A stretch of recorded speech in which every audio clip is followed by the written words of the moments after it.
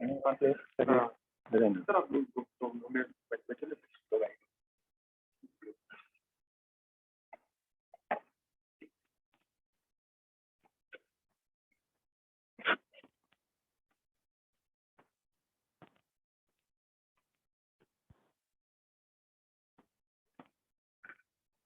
आपका है तो कुछ नए लोग हैं कौन है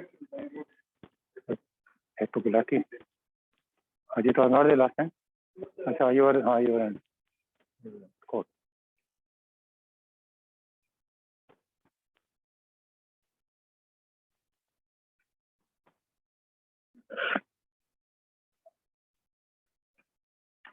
गुड आफ्टरनून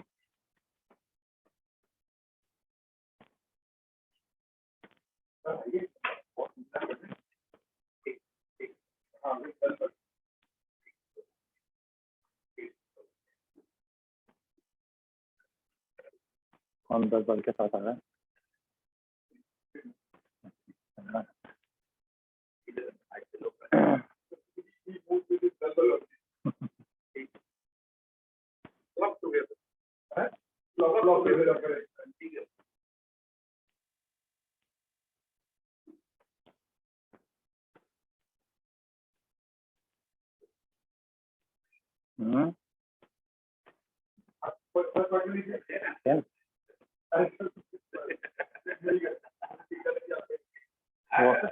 वो आगे बैठे थे ना नहीं ये आगे बैठे थे उनको उनके पीछे पीछे आंख नहीं है ना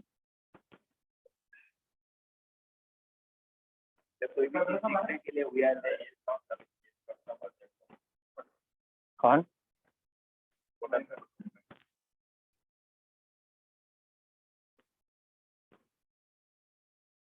अगर लास्ट टाइम 20 थे तो काउंट की दिस टाइम 10 होंगे अगर लास्ट टाइम 20 थे तो यू कैन इजीली काउंट की इस बार 10 होंगे और लास्ट टाइम अगर 30 थे तो क्या 15 होंगे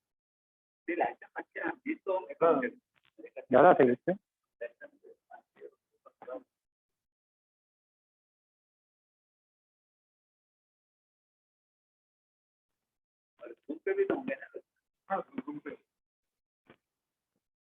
डॉक्टर मलिक की तो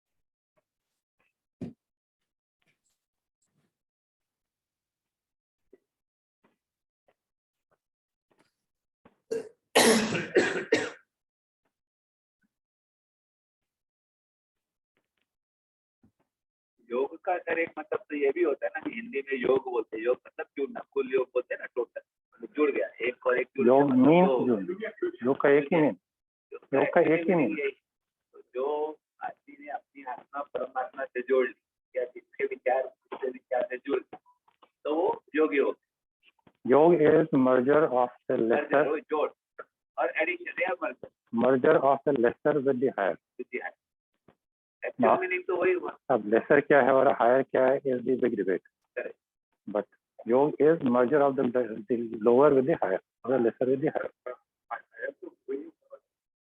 ऊपर वाले की डेफिनेशन के कई ऊपर वाले भी कई डेफिनेशन ऊपर वाले के भी काफी डेफिनेशन और लोअर वाले की काफी definition that's a larger topic that's a larger topic who am I is a question that you can write a book on when I say I means who बाकी तो जो है वो शारीरिक प्रक्रिया है उनकी मेथोडोलॉजी की how to get there that's a process है ना that's a process प्रोसेस है कि जैसे there is no travel involved ये ऐसा सांस लेना है there is no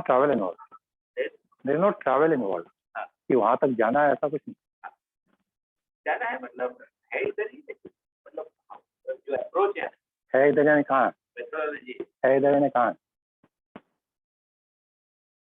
where are you and where is he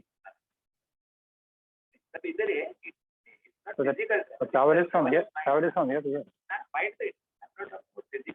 there is no travel you only need to grasp that and internalize it so that you feel that way Right now, you perfectly feel that you are a human being.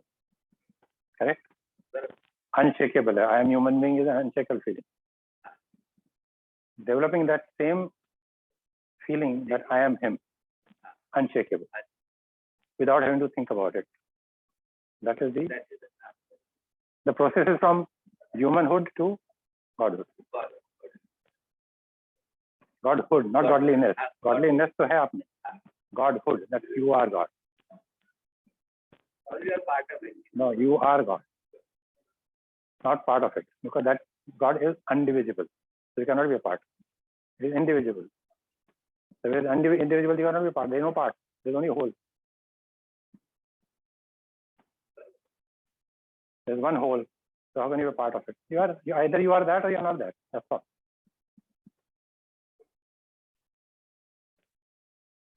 Right now you are not that. फिर तो अंश भी नहीं हुआ ना. वही कहा. उसकी अंश है. वो सब बोलने के तरीके. मतलब वही वो सब बोलने के तरीके. डिवाइड हो. वो बोलने के तरीके. So that you understand. और language के limitations है ना. Language also finally has limitations. You can only express in the way in the words that you know. So you will say merging. There is no merging in words. It's only an understanding change. Realization of. It's only a shift in understanding. That's all. There is no merger in words. You know that the moment you say merger, there are two entities that are, and there's a process of merger. There is nothing of that type. It's just a process of understanding. मतलब विचारों में ही merge होता है. Physically. So there is no. So what? Still, when you talk, but when you talk, finally you use the word merger or yog. But the moment you say merger, it implies there's a target and there's a merging entity and there's a process of merger. Actually, there's nothing like that. It's just a shift in understanding. It's just a shift. So practical language तो use करनी पड़ती है. Practical language is limitation. क्या time की? अच्छा.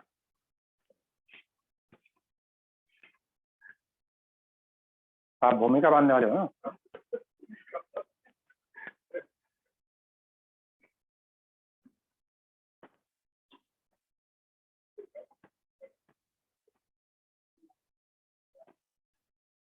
Good afternoon, everyone, and welcome to this session number 2. I hope some of you got time to actually internalize what learning we had in session number 1 and could implement. I think, sir, the bad part happened that there was too much of gap between session 1 and session 2. So probably if session 2 would have happened in time, so probably the learning could have been forced very early. But nevertheless, I think such kind of program gives us a chance to pause on what is happening in our day-to-day activity, and it gives us a time to actually introspect, correct, where we are actually heading and where we need to actually realign ourselves. So with this, I hope that session number 2 would be very, very useful, and we would again be posting a video of this session. So kindly circulate it to your friends as well as to our colleagues, so they can also take advantage of it. Thank you so much.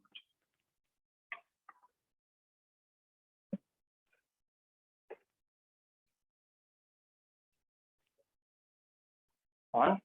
This is also on? Recording? Okay. Good evening, friends. I presume that I don't need to repeat the story of the half cup and the full cup. Do I? The cups are empty or cups are full. Dustbin में तो सीखा हुआ डालो. अभी पुराना knowledge तो safe में रखो, जाते में ले जाओ. वो तो सेफ में रखो. हाँ, सेफ में रखो, जाते समय ले जाओ. Okay. So this is part 2, as Manoj said. Yes, the gap has been longer than what we originally thought would be. So I'm quite sure none of you have practiced for every day of the period. Maybe once in a while, जब याद आया तो थोड़ा बहुत कर लीजिए. But उसमें कुछ, there's nothing to complain. You will gain as much as you do. As simple as that. If you want to gain, then do it. Don't want to gain, it's up to you. Finally, it's a decision that you all have to take. Everyone has to take for himself. Okay, I will leave a couple of new people out there. So I'll very briefly recap what we discussed last time, and then they should see the video which is available. So, but briefly, we need to recap a couple of points so that we can take off from there. Okay, so the first thing we saw was that invariably there is a difference in the actual reality and our understanding of it. And because there's a gap, we tend to then assume, imagine, project something else, which can be different from person to person, depending on various factors. So the questions that arise is, why do I have a blurred vision of the reality? Why do I not understand the reality every time, all the time, perfectly well? First question. I understand sometimes I understand a lot, sometimes I understand very little. Why this difference? Second is, why do I imagine or project what I do? Why do I not project or imagine something different? Like he thinks it is an ornament and I think it's a snake. Why is there difference? And why do I feel this way, or why does he feel that way? And third is, then based on that, why do we react differently? And how do we resolve this is what we're to discuss, or what we discuss. You remember this name? Mihai Csikszentmihalyi Mihai. 150 bits is all that your mind uses. It depends on how many of those bits are involved. Blurred vision is because 150 bits are not involved. If 150 bits are involved, you will have a crystal clear understanding of the reality as it is. But unfortunately, that is not the case. And the culprit is because there is always a constant clutter of thought preoccupying me with something else all the time. And that's because, as we discussed, there are two parts to the mind, what is called the subconscious or the unconscious or the supraconscious or the superconscious, or whatever you want to call it, and the conscious mind. It's the subconscious or the supraconscious or the unconscious which is not in our control, and that is what we need to get control over that. Conscious is something that we can use the way we want to. Subconscious is independent, we need to gain control over it.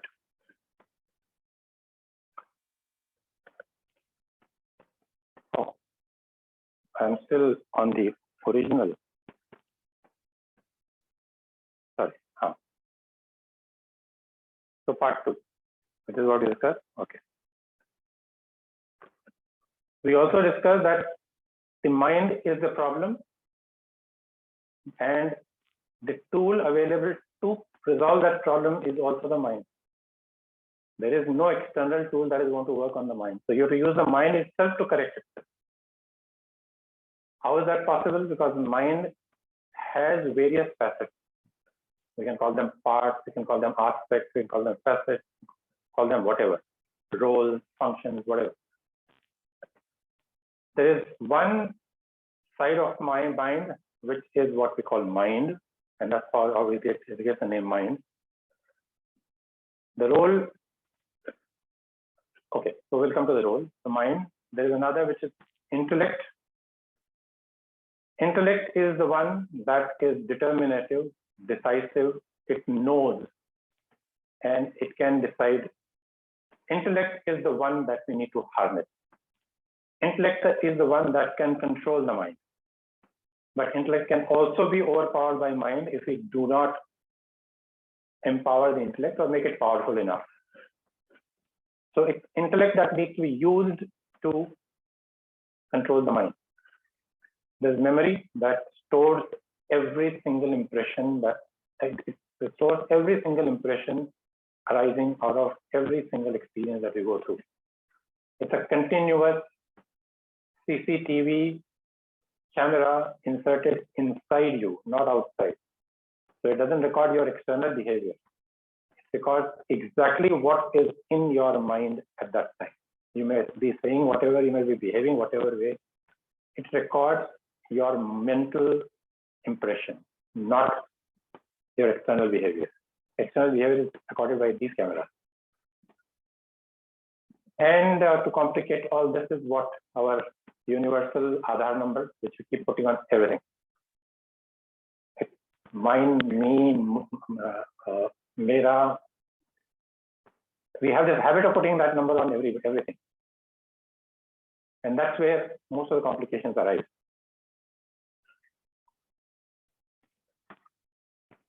So now, how does the mental function work?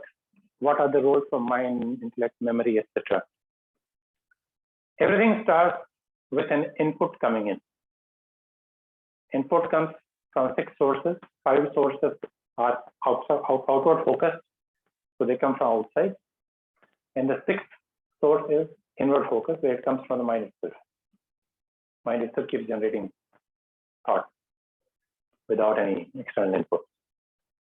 So input comes in, and that is handled. The ones in orange are the functions of mind, what we call mind, or what we in Hindi call man, or in Sanskrit called manas. These are, so receiving the input, as we discussed last time, let's say, even if the eyes are seeing something, if mind is not attached to it, you will look, but you will not see. You will see through. You're seeing, but it's not registering. You're only looking, you're not seeing. Same thing with hearing.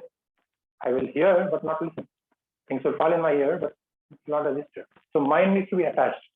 So only when mind is attached to the sense organ does receiving takes place.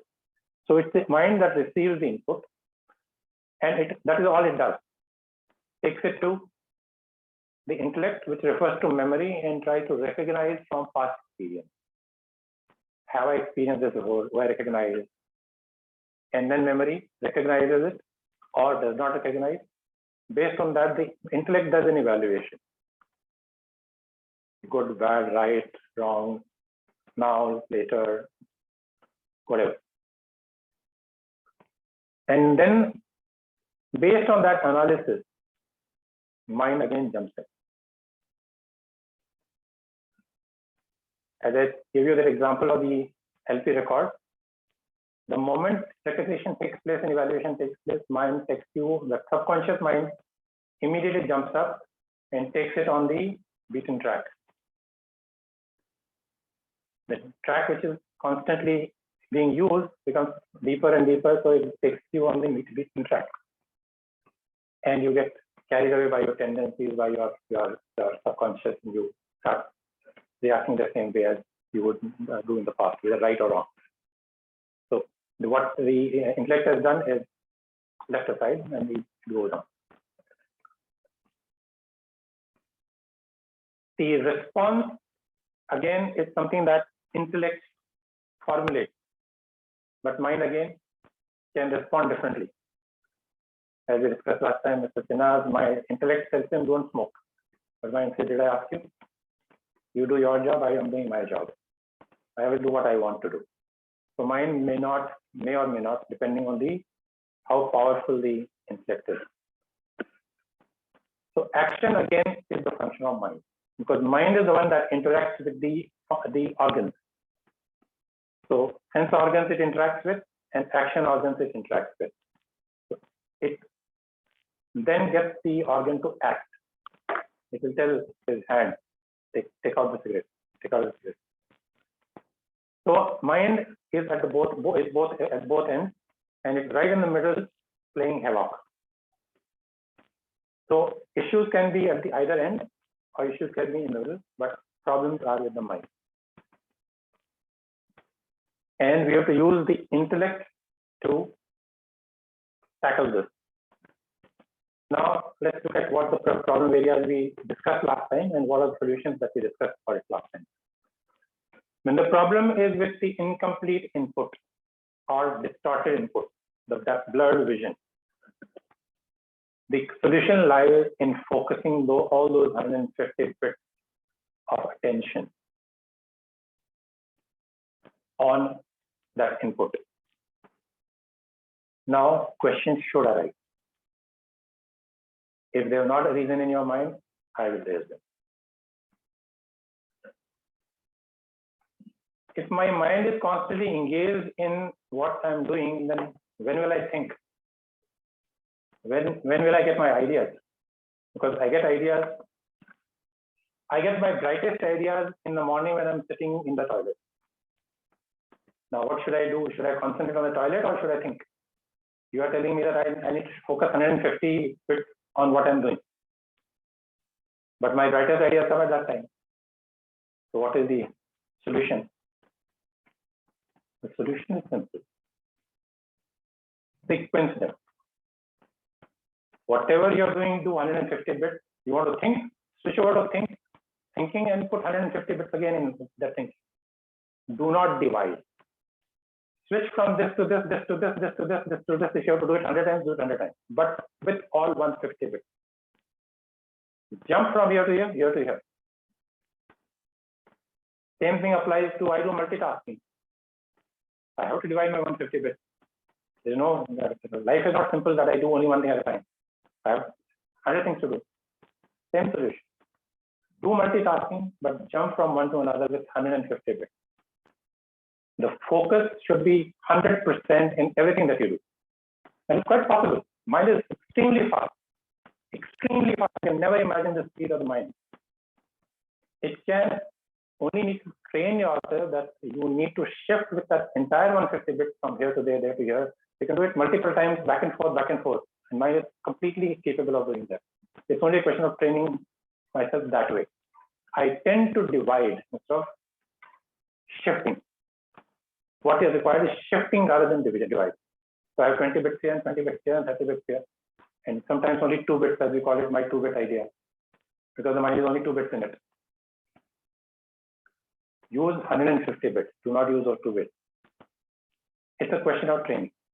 This will resolve all that understanding issues. And you will be amazed at how your mind opens up to bright ideas.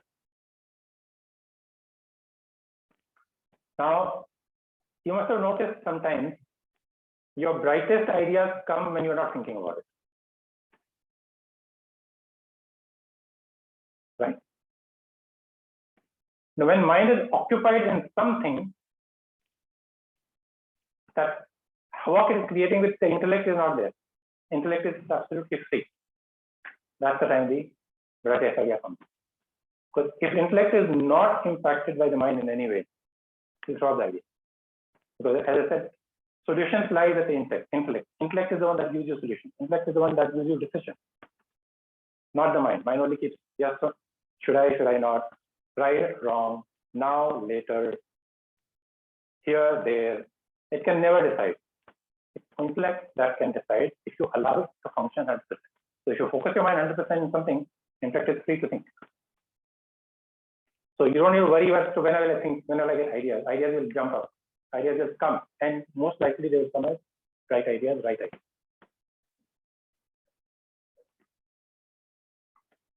Second, as I said, I want to put everything in mind. What we discussed was solution lies in the moment I put my stamp on it, emotions come in. The moment I say me or mine, emotion is bound to come. So the solution we discussed that day was that drop that enjoyership or sufferer. Anything that happens is happening to me. Because I am the one who's facing it. So it's happening to me. And when it's happening to me, if it is good, I enjoy it. If it's not good, I suffer. But there's a saying, pain is unavoidable, but suffering is avoidable. Pain will come, but suffering is optional. If you detach from the pain, it happens all the time. When you are very excited about something, we took the example that day of the, let's say we are excited about something very, very much. You don't mind standing in the sun, standing for hours, or putting yourself through painful things, because you will not even notice that painful thing, because your mind is enjoying something else altogether. When you're enjoying situation, you don't mind the physical strain. You're detached. You should be suffering because it's a discomfort. You should be suffering, but you're not. When you're not enjoying something, everything is suffering. But if you observe yourself, you'll see that your mind is doing at times, but not all the time. If you practice that non-sufferership or non-enjoyership consciously, then ego is not involved. But if I enjoy, then I must get more of it, then I become a doer. If I suffer, then I must avoid it, I become a doer. If I neither enjoy nor suffer, I'm not a doer because I don't need to do it. Ego is involved only in these three things: suffering, enjoying, doing. If these three functions go away, there is no ego. There is no ego. Ego has only these three roles: suffering, enjoying, or doing. Not very easy, but not impossible. It's a practice that one is constantly develops. I can give an example of that. I think the example I heard in a talk by Rajneesh Kosho of a very highly realized soul in Italy, Italian, where he had developed this 100%, where he had detached from his body mind. So anything that happens to body mind doesn't matter. It's like any other tool. If something happens to my car, do I suffer? It happens to the car, not to me. Something happens to the table, do I suffer? No, it happens to him. If something happens to body that I am not, it's not mine or it's not me, why should I? Now he has developed this 100%. The king was not convinced. How can this be?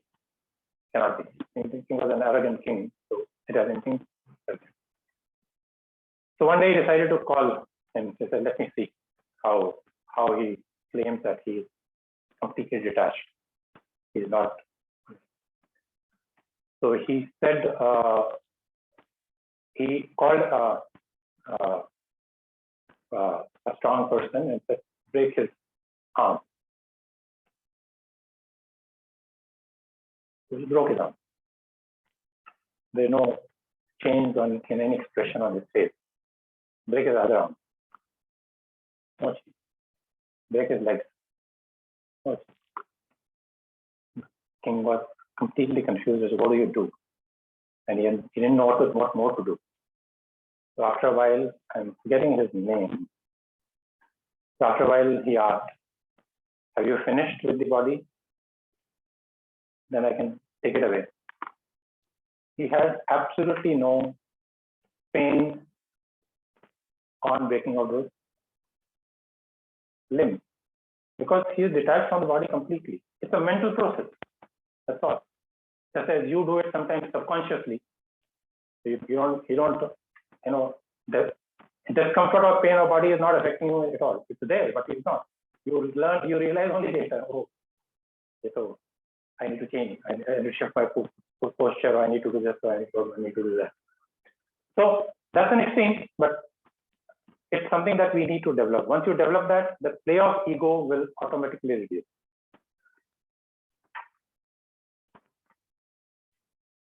Emotions clouding the mind, we need to intervene where after the analysis and evaluation is over, when the tendency is coming, that is where we need to intervene.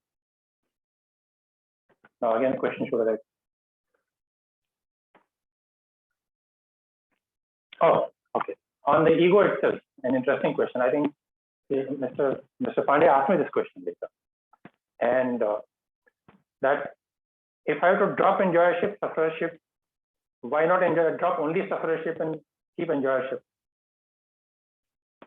Everyone likes enjoyership. Why not keep enjoyership, drop only sufferership? It's a, can I play this? There's a video. Can you play?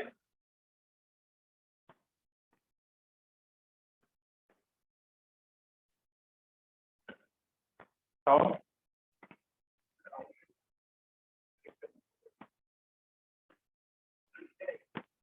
Sound connect here?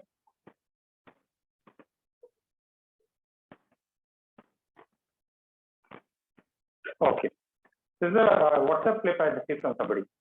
Okay, stop it. Many of you might have received it.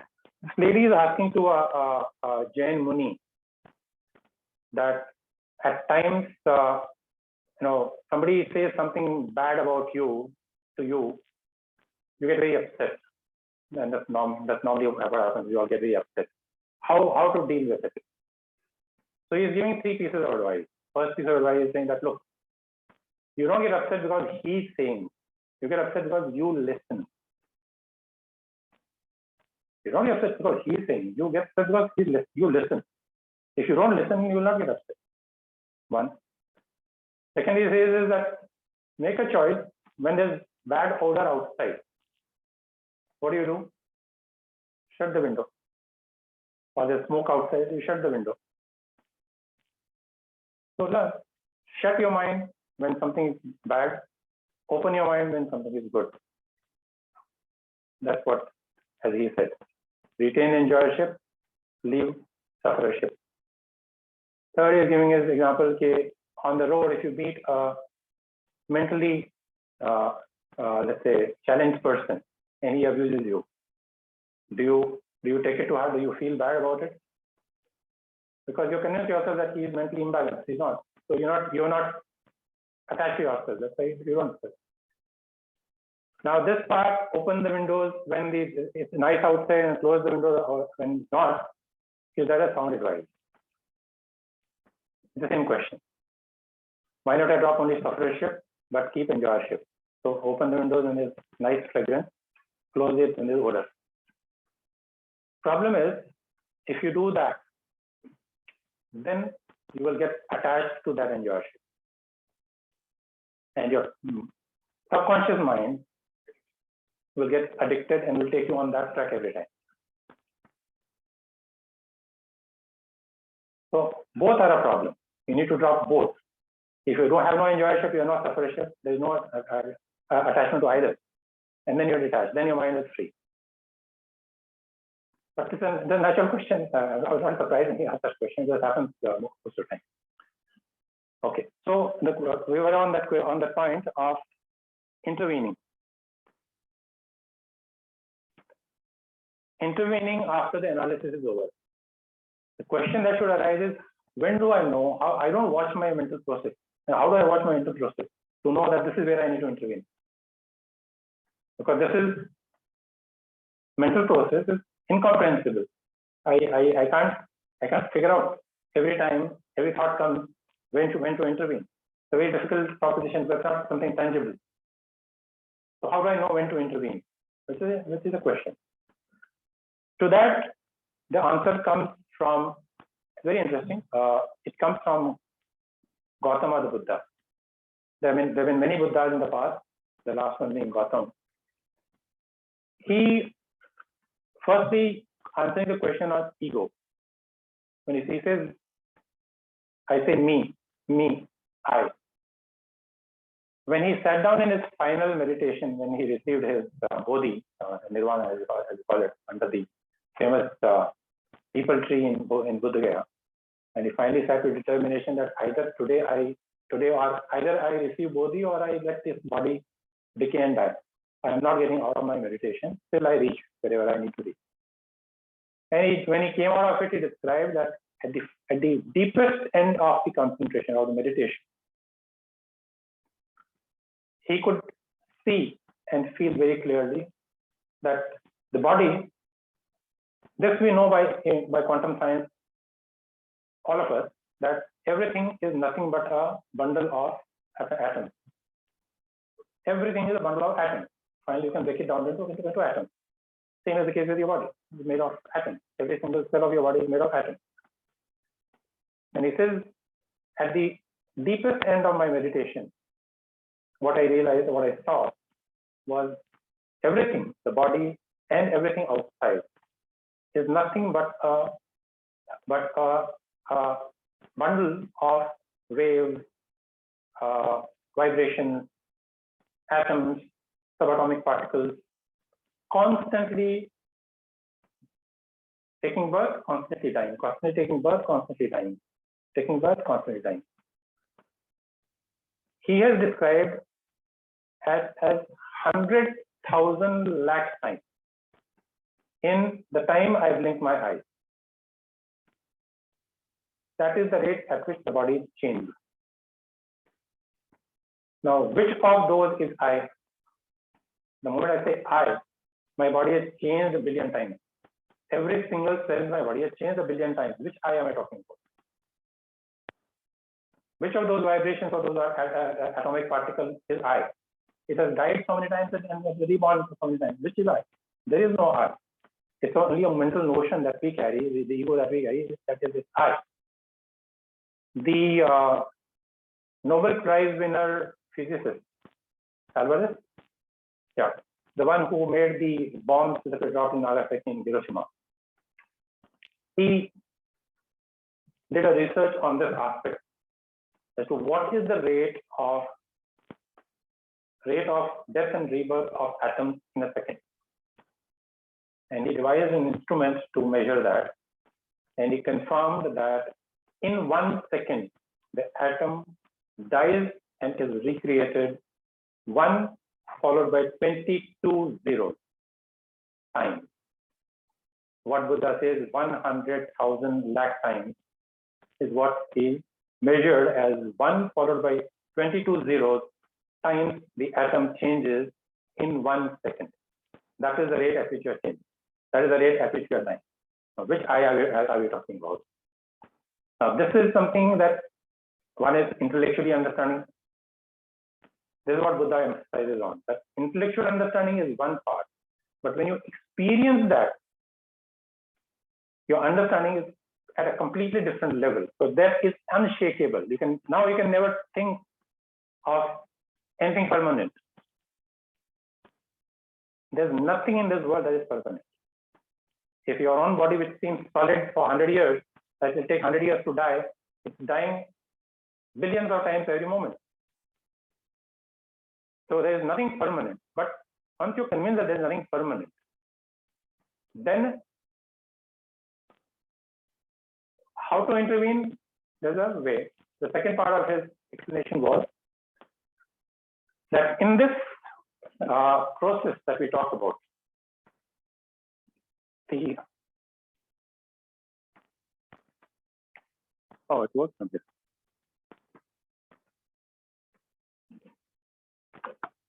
He observed when in the deeper moment that after the evaluation takes place, there is a biochemical reaction in your body. Now you can correlate. Let's say if you suddenly encounter fear, you can feel it in your body, that reaction. You feel suddenly a drop in your energy, or there's something great news immediately comes. You suddenly see that boost of energy in you. You feel excited. You feel elated. There's a biochemical reaction that happens with every single thought. Every single thought as it progresses. The moment evaluation is done by the intellect, there's a biochemical reaction in your body. That biochemical reaction in your body generates a sensation in your body. Fear is a sensation. Elation is a sensation. Excitement is a sensation. These are gross, they are powerful, so we all are able to understand. But to understand the subtler sensation, there are sensations taking place in your body all the time with every thought. If only I develop skill to sense that sensation, I know what's happening and I can intervene then. The moment sensation comes, I can intervene there. What my intervention should be? Intervention is what his learning was from the body. That whatever that sensation be. So first his explanation was that this biochemical reaction happens in your body. The moment a biochemical reaction happens in your body, that sensation happens, mind reacts to that sensation. If the sensation is pleasant, mind says, I want more of it. I like it, I want more. If the sensation is not pleasant, the mind says, no, I don't want any more. Don't like it. So the primary reaction of your body is, my mind is like it, don't like it. Like it, want more. Don't like it, don't want. So there's either an aversion or there's a craving. Craving or aversion are the two fundamental problems with your mind. Based on that, then everything else happens. The moment you crave for something, you want to get it, and action comes in. The moment it is something that you get aversion to, you want to move away from it. You want to discard it, it is there. Action comes in. But the fundamental two stones are craving or aversion. And that's what you can see from the sensation. You can distinguish the sensation. And he said, as I experience, everything is temporary. Same is the case with this sensation. This sensation also is temporary. It's going to go away. Why do I need to react? But if you experience that, then it's easy to convince the mind that you don't need to react. It's liking or disliking because it's temporary. It's going to go away. It may go away in a split second, it may go away in minutes, it may go away in hours, but finally it's going to go away. Why do I need to react at all? If you convince your mind, know when to intervene, and convince your mind that temporary, ignore it, then that reaction will not happen. Ignore it. If you ignore it, then you will not react. And if you do not react, all those emotions and all those oscillations of the mind go away, intellect takes over. And then intellect galvanizes action, gives the formulates response, and the mind can then galvanize action. So we need to understand how to intervene and when to intervene. So when to intervene is when the sensation your body takes place. Now, how do we develop sensing the sensation is the technique that we need to learn.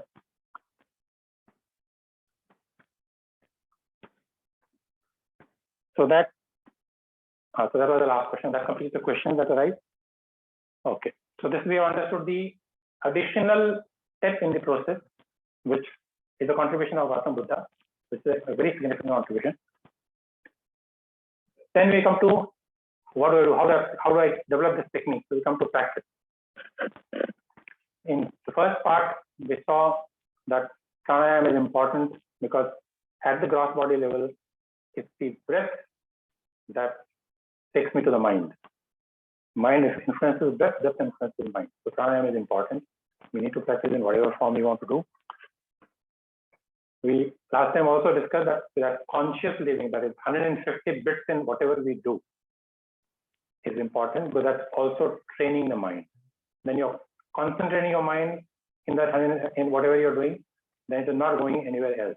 You are training the mind. Mind wants to go there, you are saying, come back here. Mind is going somewhere, you're bringing it back. Mind is going, you're bringing it back. So you're constantly training the mind. We learned one small technique that day of sitting down and watching our breath and the touch of the breath in the nostrils. Now, that is the technique that will keep your mind occupied. You heard of the story of the jinn, no? I think everyone else must have got it that on WhatsApp. No?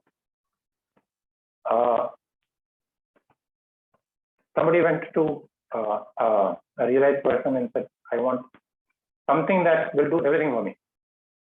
So he gave him a jinn. I said, take this jinn. You order and he will do it for you. Like who is that? Ali, not Chirag, Aladdin, the jinn. So you order whatever you want and he'll do it instantly. But there's one condition. It has to be constantly occupied. If it is idle, then it's going to eat you up. So you are constantly occupied. You should not give it one moment of non-occupation. If you do, it's going to get after you. So came back happily, and the very next moment, problem. You do this, do that. Finally, you exhaust the list of what you want to do.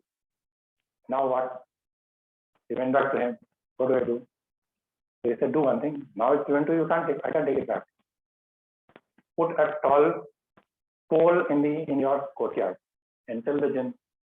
Go up, come down, go up, come down, go up, come down. Keep doing it till I tell you something else. So the gym is occupied. Doing what? That's what we did. Breath in, breath out, breath in, breath out. That gym is your mind. That gym is nothing but your mind. It can do everything for you, provided you occupy it correctly. So till it is not occupied correctly, occupied in watching the breath. Always with you. Can never be a moment that breath is not with you. If breath is not with you, then you are not there. And while doing that, no emotion can come in. Because there's no like, dislike about your breath. So while my mind is occupied with that, can't think of any emotion. So that is the best technique you should do all the time, whether you're sitting down or every free moment. So practice and intermittent practice. Sit down practice and intermittent practice. Whenever you're free, whenever you're not doing anything else, breath. Observe the breath. Observe the breath. This is what we did last time. Now let's look at the next technique, which is the more advanced or the more the step that you will carry with you forever, and that is what you should practice.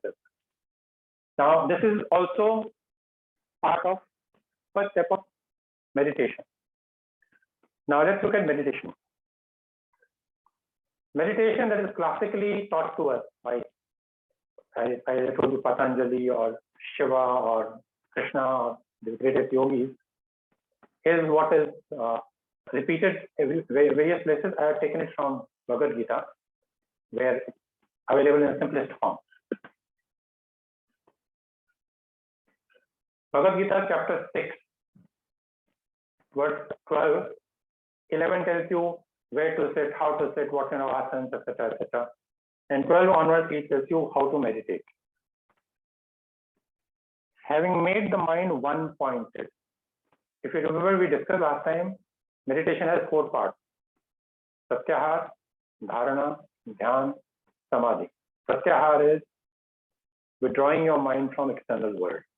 Cutting off, you hear, but do not listen. You look, but you don't see. You close your eyes, you don't even look. Smells fall into your nose nostrils, but you don't smell. Cutting off, withdrawing. Once you withdraw, then mind becomes single pointed. So having made the mind single pointed, with the actions of the mind and senses controlled, so having done Pratyahara, let him practice yoga for purification of the self. Mind you, here the objective is spiritual growth. What Bhagavad Gita tells you, or what Patanjali tells you, or what Shiva tells you is spiritual growth, the merger of the lower self with the higher self. We are not here for that practice. We can talk about that maybe another time. So this the purpose here is yoga. Let him firmly hold his body, head and neck erect. This is what I told you last time. They should be in straight line when you sit. And perfectly still, gazing at the tip of the nose. Now, another place in Bhagavad Gita itself, he says, gazing at the center of the eyebrows. Idea is to give you a point where to fix your gaze. Now, the gaze here is a mental gaze, not your physical gaze. So when you close your eyes, mentally focus either here or here. Not looking around, so close your eyes. Serene-minded, fearless, determined, having controlled the mind, thinking of me, balanced in mind, let him sit, having me as his supreme goal. Only thought that he should have is me, that is God. This is for spiritual growth. So the essence is you sit down with erect back, neck, and head.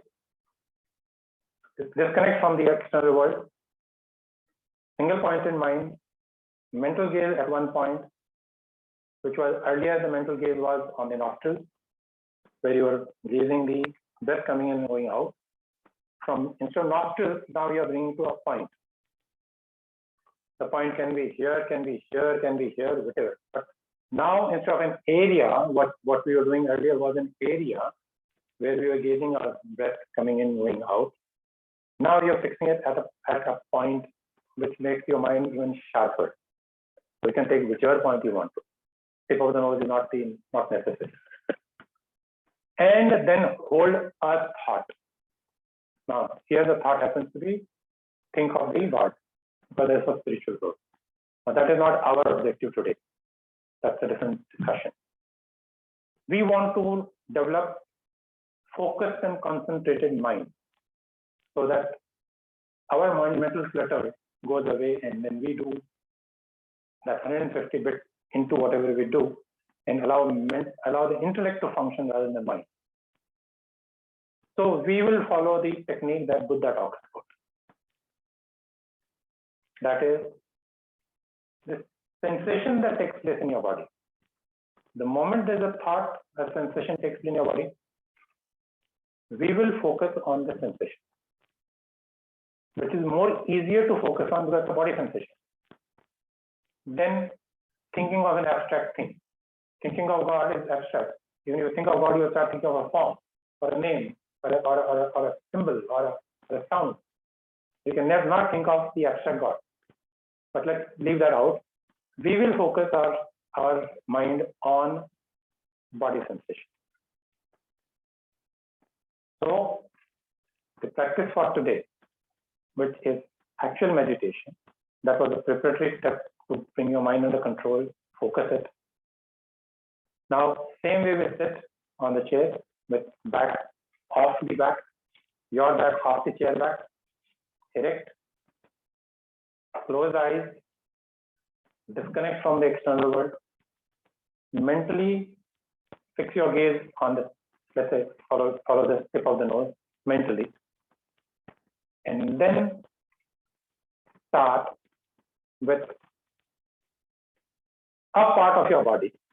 You can take any part of your body and start from the top, go down. Let's take your head and focus on the head. Your gaze is fixed here, but your mind, you focus on your head. Just observing, are there any sensations happening? There'll be gross sensations of itching, pain, vibrations. First, you'll be able to observe only gross sensations. Continue for 2 minutes on your head. You will notice some, you will notice 99% you will not notice. You will possibly notice 0.1% in the beginning. Then from the head, you can move to the neck, to the shoulder, to the arm. Step by step, you can move from part to part. Once you finish, the same, then come back up, go back down, come back up, part by part, sequentially. Focus on sensations in your body. And in the beginning, it will be gross sensation. Slowly, you will notice that over a period, as you practice it more and more, you will start noticing subtle sensations that are taking place in your. Now, this will do two things. One is you will become more aware of the sensations in your body. Secondly, you will also become more aware of what the body is trying to tell you. Even from an Ayurveda perspective, even from a health perspective, the biggest doctor for you is your body. The body tells you what needs to be done. If you quietly listen to your body. Like in case of animals, it's their bodies that tell them what to do. They treat themselves because they are connected to the body. We got disconnected from the body because mind is somewhere else. Mind is not connected to the body. This is connected to your body. So it will also have benefits from health perspective over a period because you will connect with your body, you will know, you will understand what is happening, good, bad, and body itself will give you indirect signals of what needs to be done. So it will have both impact, and that's why we will follow this fact. Okay, so let's practice. We have how much time? We will do this for half an hour today. That day we did only for 10 minutes. What's the time? 5:25. So we end at 5:55. We do it for half an hour. As I said, till as far as possible, no movement. Half an hour is a little difficult. करना आपको 1 घंटा है बाद में। I'll tell you why. आधा घंटा ज़्यादा नहीं है। When you start, it'll take you 20 minutes for the mind to first stop thinking of ये वो ऐसा वैसा। Mind is going to be haywire at the beginning. It's going to take you 20 minutes to focus the mind. Then you'll possibly meditate for 5-10 minutes. वो उल्टा हो, पहले 1-2 minute रहेगा because you're making effort. उसके 1-2 मिनट बाद में it'll go away, and then it'll be all over. Bringing it back. It'll take you 15-20 minutes, depending on how different people are. It takes you 15-20 minutes just to bring the mind and remain in one place. So you're trying to focus on your mind, your head, and the mind is at home. Our mind is in the mall somewhere. So bring it back to the head. Bring it back to the head. So it will take time to build up that way. So today I have purposely kept a little longer. You'll get bored. You'll start feeling drowsy. But you need to go through it. If you want to practice meditation for an hour, you may not be able to do it every day, but whenever you sit, try and sit for an hour. You'll go through boredom, you'll go through lethargy, you'll go through drowsiness, and this constant effort of bringing the mind back. Only towards the end of half an hour or so, you will start focusing, you will start gaining that benefit that you are supposed to get. So let's practice for half an hour today. Whatever happens, nobody is getting away from the above. So you might as well practice it sincerely. Right? So आंखें बंद करना, because बंद नहीं करोगे तो input आते रहेंगे. Mental gaze. I said mental gaze. Mentally fix your mind here. Fix your eyes here. You will be able to do it just when you do it. Close your eyes. Ears you can't close, so you don't keep them open. Nose you can't close, so you keep your open. You are coming away with the back so that touch is not there. You don't want touches, unnecessary touches. Seek you cannot do anything about. You need to seek. But all other touches you are doing away with. So if you are having spectacles, please remove them. If you are masked, please remove them. Ideally, you should take out your rings and your bracelets and your things that are constricting in any way. And that is touching your body. Clothes you can't. So those you need to keep on. But take away your mask, take out your spectacles. All those which you don't need, remove them from touching your skin. So let us start now.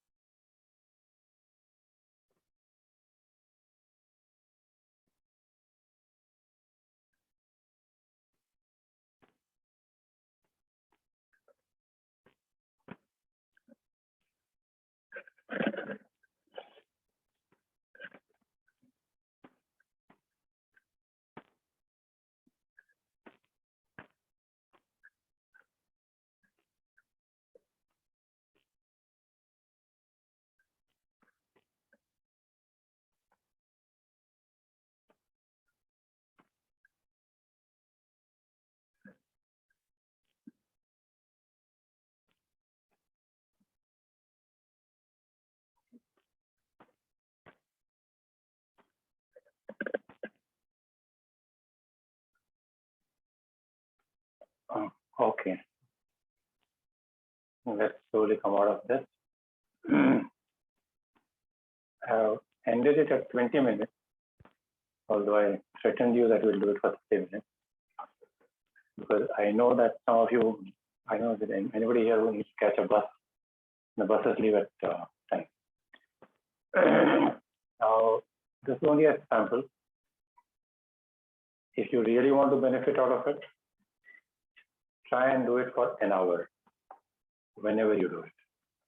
And, you know, I'm quite sure you can't do it every day, but try and do as often as you can. Do it at least once a week, definitely. I started with once a week, and then I increased it to much more than that. But do it in the beginning, you will find lethargy taking over. Why do I need to do it? The more regular you can be, the more benefit you will get. But finally, the choice is with you. If you get any questions out of this anytime, you're most welcome to ask me whenever you want. But we can stick to this. So whenever you get time, pretend practice this for 1 hour, if not 1 hour, 45 minutes definitely. Otherwise, intermittently, whenever you find time, breath. Intermittent times, do not try to feel sensation. That time, go back to breath, feeling the breath, observing the breath. And whenever you find sensation, let it pass. Let it pass. You don't need to do it. Pleasant or unpleasant. So good luck to you. I hope you're taking something away from here,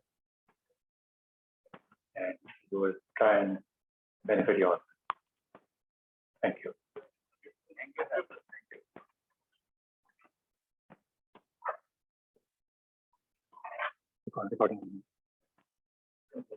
Recording.